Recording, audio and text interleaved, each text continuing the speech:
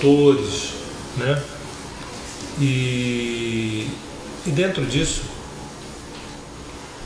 quando eu estudava astrologia, teve uma frase no livro da Liz Green que me chamava muita atenção. Ela disse assim: sempre é tempo de a gente ter uma infância feliz, sempre é tempo de a gente ter uma infância feliz, não importa quando, né? Essa frase me abriu várias portas, uma delas para hoje poder dizer para vocês que a gente precisa parir pais ontológicos, parir avós ontológicos, parir filhos ontológicos. O que eu quero me referir é que parir pais ontológicos ou filhos ontológicos é a gente educar o nosso olhar. O outro dá aquilo que ele dá conta, né? Ele faz, ele se manifesta, ele mostra aquilo que ele dá conta, aquilo que ele está dando conta, talvez com o risco do melhor. Quando a gente, depois desses anos e anos e anos e anos de busca, né, emocional, psicológica, espiritual, profunda, a gente tem que ser poliglota na nossa escuta. Aquilo que a gente está escutando, que o outro está falando, e aquilo que o outro não está falando, mas ele está dizendo para a gente. Quer dizer, só é nessa fresta que o amor se constrói, é nessa fresta que a compaixão tem algum espaço. Do contrário, a gente depende da mudança do outro para ser feliz. Do contrário, a gente fica na mão, refém de que o pai fosse outro, ou que ele ainda venha mudar para que eu, na verdade, possa me reconstruir. Eu quero dizer que isso é a arte da escravidão. E Princesa Isabel já deu um toque para a gente. Parir pais ontológicos, ou seja, é olhar para um lugar que, mesmo que ele não esteja se mostrando naquele lugar, não significa jamais idealizar esses pais, porque também eu posso fazer uma brincadeira, dizer que o que ele me mostra, o que ele quer que eu acredite, é uma idealização. Aquilo que ele dá conta também é uma idealização. Então eu prefiro que meu olho vá aos poucos se dirigindo para o lugar da alma, para o lugar do espírito, para o lugar do ser, para o lugar do self, do que eu ficar refém daquilo que pode de alguma forma me agredir ou me colocar na posição de vítima. Então, o que eu estou dizendo que vai cair na prova é parir. Nós precisamos ter ferramentas para parir esses pais ontológicos, avós ontológicos. Ontológico se refere a esse pai essencial, esse filho essencial, esse avô essencial. A função paterna, que a gente conhece, eu trouxe 4 aqui, acho que 2 são muito familiares. A primeira é prover e proteger, né? Sei que vocês podem estar pensando, mas isso já mudou, não é assim não, as mães hoje em dia. Tá certo, mas é bom lembrar que essas mães provedoras, do ponto de vista material inclusive, é o arquétipo masculino que faz isso, sem o menor problema. Assim como a gente fala de nutrição, não é o arquétipo masculino que faz. O homem pode nutrir, alimentar, o homem pode ter uma função materna, mas é como se ele estivesse tirando, puxando de dentro dele esses arquétipos femininos sem problema nenhum. Então vamos deixar claro que, porque hoje em dia, quando fala a função paterna de prover, dá a impressão que é uma coisa demodê, não é. Se é a mãe que provém, é o lado paterno dela que está provendo. Sim, isso, né, digamos, é legal do ponto de vista da nossa mitologia, da nossa cosmogênese, é legal que isso aconteça.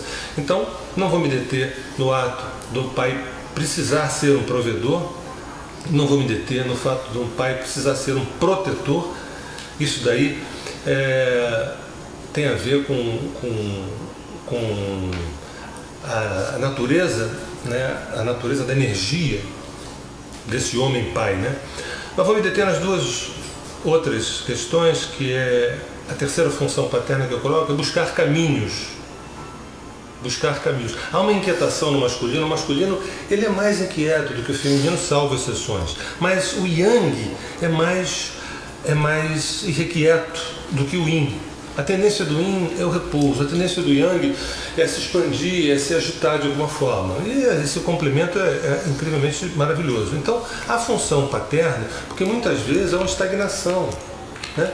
Você consegue prover, você consegue proteger e pronto, vamos ver Faustão. Entendeu? Não, Faustão. Não, Faustão não? Outra coisa.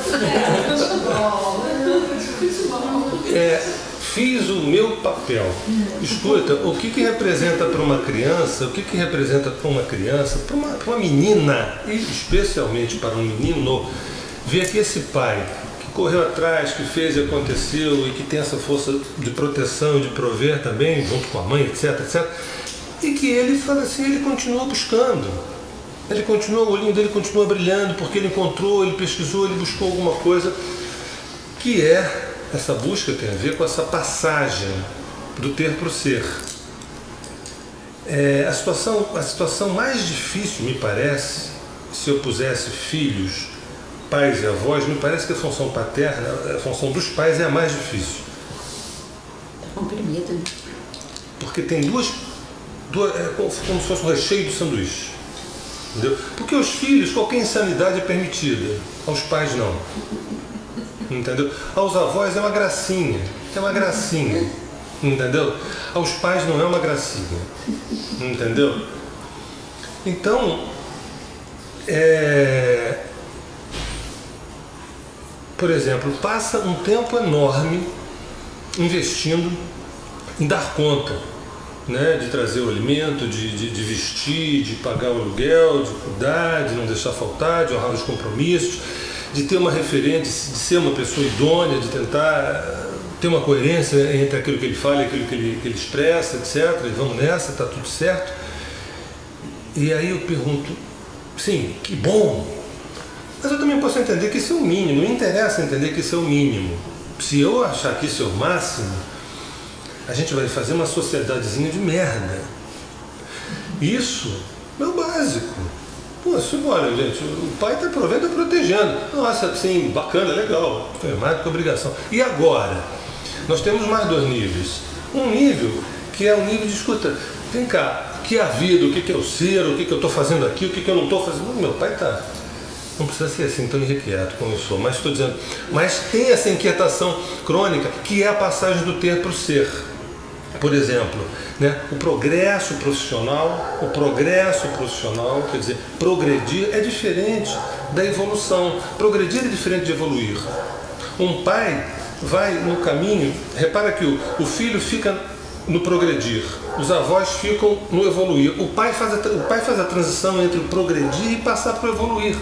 Quer dizer, a evolução do ser, do homem, a evolução espiritual, né, é como uma corrida de bastão. Você foi na existência, no ter, no prover, no proteger daquele problema. Então, escuta, olha só, não vou esperar os 70 anos para fazer isso não, entendeu? Porque aí eu já sou avô, num certo sentido. Quer dizer, antes disso aconteça, eu já estou preparando esse progresso profissional, que ele vai fazendo um fade out suave e vai entrando uma evolução espiritual. Sabe, estou diminuindo, às vezes a pessoa diz assim, materialmente, estou diminuindo a minha carga de trabalho, estou arrumando um tempo mais livre, né? Esse tempo mais livre, a princípio, é para mim, ou é para meus filhos, é para minha família, porque eu sacrifiquei muito a minha família em nome de prover não sei o que, agora eu quero estar. Mas ainda assim falta uma coisa. Eu vejo às vezes que os pais acham uma grande glória quando eles dizem assim, agora eu estou conseguindo um tempo mais para minha família. Puxa, maravilhoso, porque eu praticamente não tive, porque eu tive muito ausente, porque eu tive que correr atrás do prejuízo. Mas é raro eu ouvir quando o pai, nesse dia a mais, ou nessa noite a mais da agenda, ele está abrindo um espaço para ele. E esse para ele tem dois níveis, um nível denso e um nível sutil. Me interessa o sutil. O nível denso qual é? Agora eu estou fazendo uma caminhada sozinho, não quero nem que minha mulher vá comigo, não vou nem com os meninos, eu vou sozinho, fiz um rapel, ou caminho, fiz uma viagem sozinho. Isso é muito bom. Mas eu também estou falando de uma outra coisa, que é um caminho que é solitário, entendeu? Que não é, por exemplo, que vamos dizer assim, a cadeira do pai é uma cadeira extremamente opressora, entendeu? Se você consegue levantar por um instante o rabo dessa cadeira e falar assim, eu sou um indivíduo, eu sou um homem, e nesse momento tem um espaço da minha semana que diz respeito à minha busca, a busca da minha eternidade, a busca da minha essência, a busca do meu ser. Tem gente que consegue fazer, eu faço isso na sessão de terapia. Bom, mas eu estou falando algo que vai mais além disso. O que fica para os filhos? quando percebe que aquele espaço o pai não quer compartilhar. Ele pode compartilhar depois, mas não tem espaço para nenhuma criança, nenhum adolescente, nenhum pentelho naquele momento. Entendeu? Nem a mulher, nem coisa nenhuma. Por quê? Isso é tão difícil, porque mexe no foco de rejeição, no foco de abandono. Assim, eu acho que tem outra mulher lá fora, porque alguma coisa está acontecendo, ele está tão diferente. Não, eu só quero um espaço. Quer dizer, o resumo da ópera, se cai na prova, a resposta é a seguinte: é um espaço que eu preciso ter com mistério. Porque tem um espaço que eu preciso ter para fazer minha ginástica, minha academia, ir ao cinema, porque eu não quero ninguém, quero, né? ou beber com os amigos. Mas eu estou falando de uma outra coisa. O espaço da minha relação individual e solitária com mistério. Porra! E o que isso fica para a família, do ponto de vista da nutrição, do alimento? Esse alimento, esse prover, ele não pode dar. Isso ele tem que delegar para alguém, entendeu? Então, a gente acaba se acostumando tão pouco, que a gente acaba, sabe, quando o filho é tão medíocre, que porra, o cara tira 3, 4, quando ele tira 5, a gente faz uma festa, a gente vai acostumando com ele. Isso ao mesmo se dá em relação aos papéis. A gente acostuma que o papel de um marido, o papel de um pai é aquele. Então, ele tem também uma função de exemplo espiritual. Olha, eu sei que aquele espaçozinho de meditação que ele faz, que ele não quer que ninguém vá, aquilo já mexeu com o mais velho, com o mais novo, que veio conversar comigo, o que ele faz, o que o papai faz naquele dia, não sei o quê. A gente abriu uma discussão sobre espiritualidade. Então, essas passagens, né? Por quê? Na verdade, se a gente agora pega a função paterna e coloca no alto, diz assim, qual é a função paterna? É de transcendência, é de prover, é de proteger, é de buscar novos caminhos, mas a função central é de transcendência, de ir além, de transcendência, sabe? É mais fácil um pai, do ponto de vista imaturo e quem sabe leviano, abandonar uma família. É mais fácil do que uma mãe fazer isso. Por quê? Do ponto de vista sélfico, ele tem uma relação com a transcendência. Quando ele não entende o que é transcendência, mas ele entende o que é fuga. Ele pode não entender o que é transcendência, mas ele entende o que é pular fora. Porra, esse negócio aqui, puta merda, esse negócio aqui tá, deixa eu pular fora. Para a cena.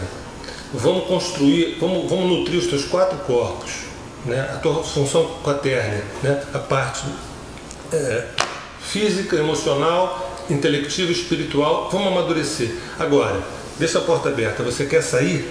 Não. Eu quero estar aqui, mas estar também em outros lugares. Quer dizer, essa é a função da transcendência. É uma função masculina, não é uma função feminina. A Lígia vai falar bem o contraponto disso daqui a pouco, né? Bem,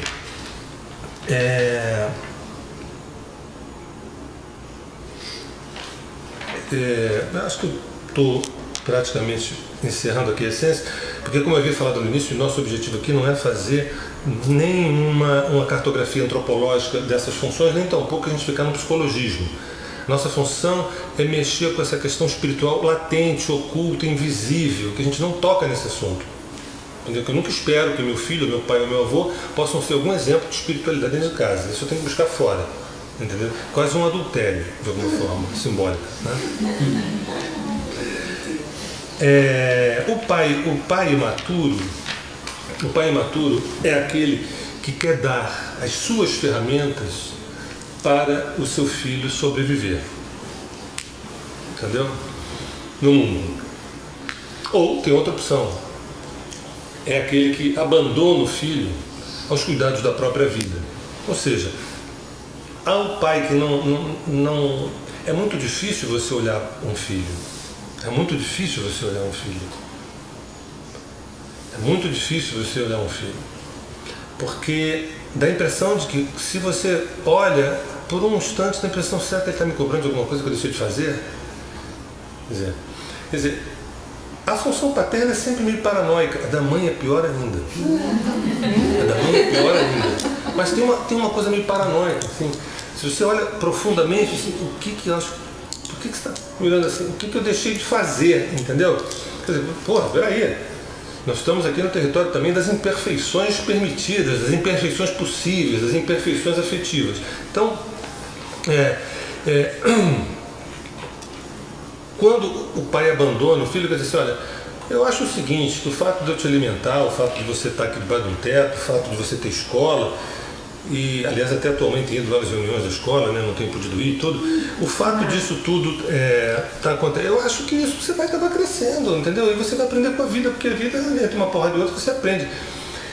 Isso, a gente às vezes constrói um discurso fabulosamente narcisista para se proteger da nossa incompetência. Eu não soube ser uma referência, né, de parto para esses homens que existem, ou essas mulheres que existem dentro dos meus filhos. Então o pai imaturo, ou ele tenta dar, olha, vou te dar as ferramentas minhas e que você com elas vai sobreviver. Porra, não está nem perguntando quem é essa pessoa que está na minha frente.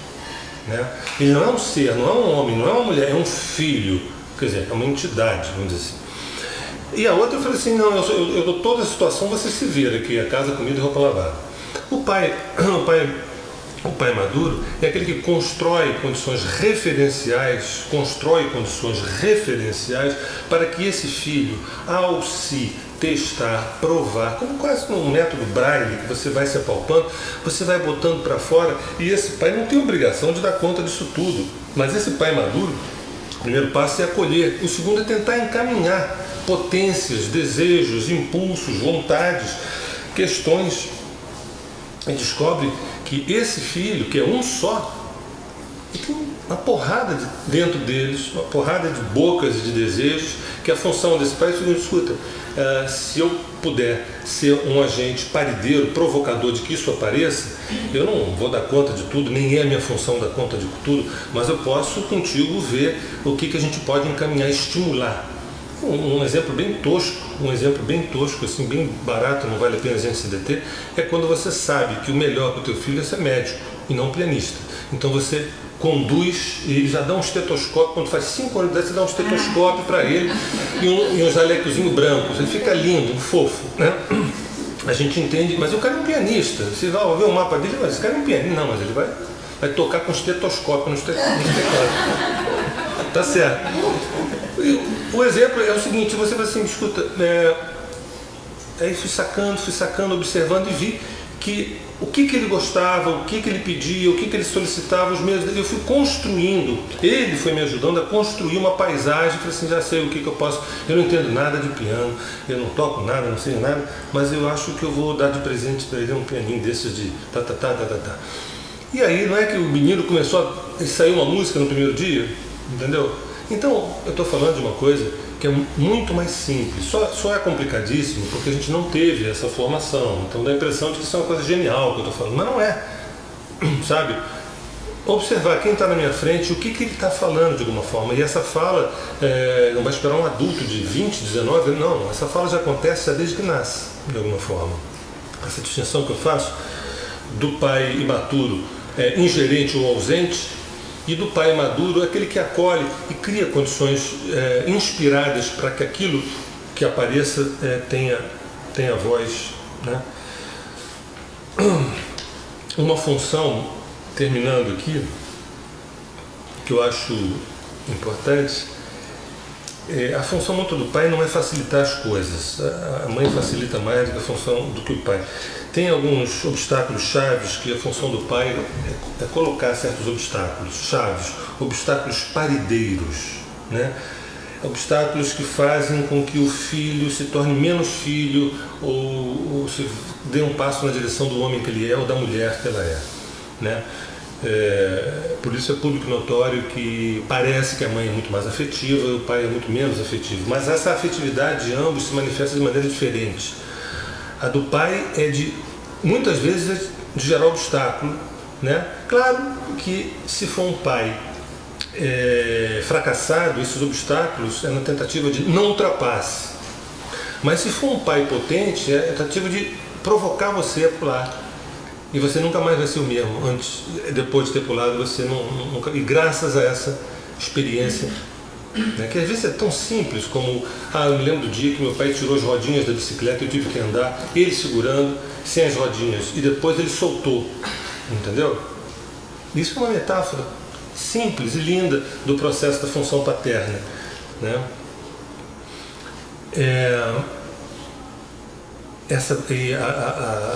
Isso fala de provocar a verticalização, a função simbólica do pênis, que é a função simbólica do pênis, que a gente fala da transcendência, que a gente fala da verticalização, quer dizer, inspirar uma situação de estresse, inspirar uma situação de confronto, de embate, a provocação desse herói, dessa jornada desse herói, para que ele se verticalize.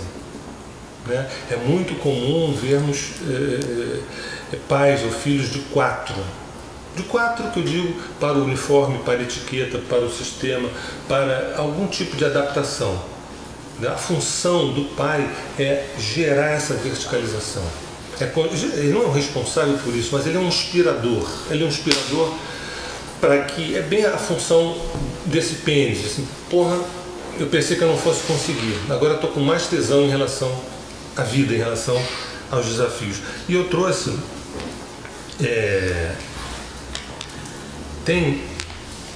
na função paterna, a gente tem também aqui 4 instâncias. Desejar, lutar, aprender e confiar. Primeiro desejar, depois lutar, depois aprender e por fim confiar no processo. E existem 4 S's, puxando a brasa para minha sardinha, dos S's, né? Existem 4 S's que eu coloquei também que define bem a função paterna: sobreviver, saber, saborear e soltar. Isso é mais paterno do que materno. Soltar. Sobreviver, saber, saborear, soltar. Isso são etapas. Né? E, por fim, eu me remeto a um pouco da minha construção astrológica. Eu lembro de 3 imagens de Urano, de Saturno e de Júpiter, né, de 3 funções paternas, né, uma função prometeica, os pais uranianos, que não são pais exatamente acolhedores, mas são pais libertários, que às vezes não dão aquele colo, não dão aquele chamego, não dão aquele afeto, mas empurram o garoto para levar um tombo, para aprender a voar, de alguma forma. Né? E às vezes é assustador, né? Como o mito de Prometeu, né? Você roubar o fogo dos deuses para trazer os homens, quer dizer, você roubar aquele conforto que ele teme que a esposa dê para uma busca mais aberta, mas a paternidade saturnina, quer dizer, o pai castrador.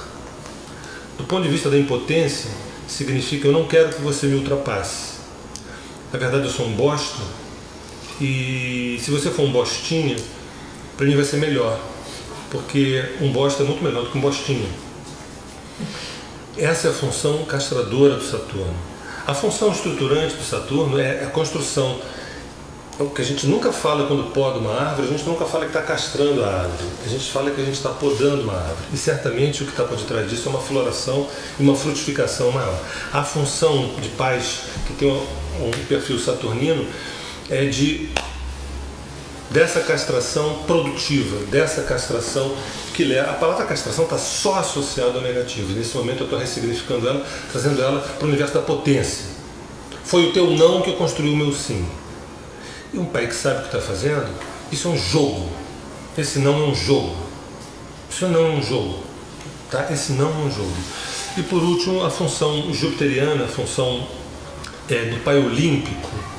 É um pai que todos nós gostaríamos de ter. Muitas vezes a gente pega, sei lá, como seriam os filhos do Tom Jobim, os filhos de Oscar Niemeyer, os filhos do... Né? Como seriam os... Quer dizer, papai sabe tudo, papai dá tudo, papai é tudo, papai... Né? Que é uma função referencial importante, onde você, olha, você tem tudo que você precisa. Né? Mas talvez seja uma das experiências mais difíceis, você se tornar um indivíduo, como se você se tornasse um deus dentro do próprio Olimpo. Então, essa função jupiteriana é uma função que, do ponto de vista afetivo e narcísica, é maravilhosa. A gente tem esse pai que você quer apresentar para todo mundo, mas é como se ele fosse uma espécie de obstáculo para você ser de fato, né, quem você é. Então, esse é um assunto que não tem fim, e o objetivo não é dar conta disso tudo, é apenas estimular algumas reflexões. Né? E aí ele já entra com a função materna.